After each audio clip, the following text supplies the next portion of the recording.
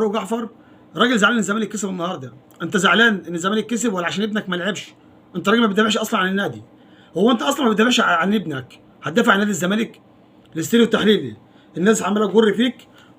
انت راجل ما بتدافعش، انت راجل عمال بتتكلم بتقول مباراه ان الزمالك فوز 2-0 نتيجه خادعه. هو انت ما بتكسبش اصلا، بقالك 6 7 ماتشات ما بتكسبش. جيت على الماتش اللي انت كسبته وتقول له نتيجه خادعه. هو انت بتبقى فرحان بالتعادل والخساره؟ ما انت في التعادل والخساره ما حدش بيسمع صوتك. جيت النهارده في المكسب جاي طالع بتتكلم وتقول نتيجه خادعه. ايمن يونس عمال يتكلم في النتيجه وفي المستوى ومش المستوى وخادع ومش خادع. انتوا كنتوا فين؟ انتوا موجودين فين؟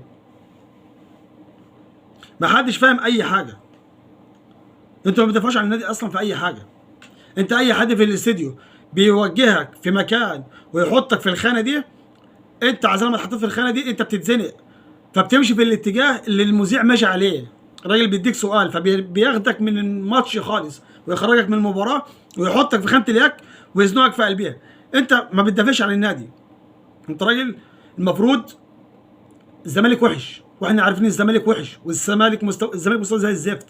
الزمالك مش حلو واحنا عارفين النتيجه بتاعت النهارده كانت ممكن الماتش يطلع 0-0، الماتش يطلع 1-0 للطلائع. انت كنت تكسب 1-0 بالعافيه. ربنا كرمك في الدقيقه 88 هدف، في الدقيقه 91 هدف، خلص اللقاء 2-0. انا بتكلم على المحللين اللي بيطلعوا يحللوا في قنوات اون تايم سبورت.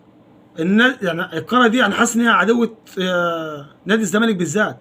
الاهلي بيبقى متعادل او خسران بتلاقي سيف زاهر في ظهر النادي الاهلي بصدره، احمد شوبير بصدره، مدحت شلبي يطلع لك اي مبرر ويبرر نتيجه التعادل او الفوز او الهزيمه للنادي الاهلي واداء النادي الاهلي ولاعيبه النادي الاهلي. انما الزمالك دلوقتي بيكسب بتطلع تتكلم تقول نتيجه خادعه. انت عايز تحليل وتجديد للفرقه كلها. يعني انت يا فاروق جعفر انت بالذات تساند وتزق في نادي الزمالك. حتى الزمالك وحش، احنا عارفين انه وحش، تساند الجمهور في اللي مكفيه. ده كفايه الجمهور اللي راح النهارده، اقسم بالله العظيم عظمه.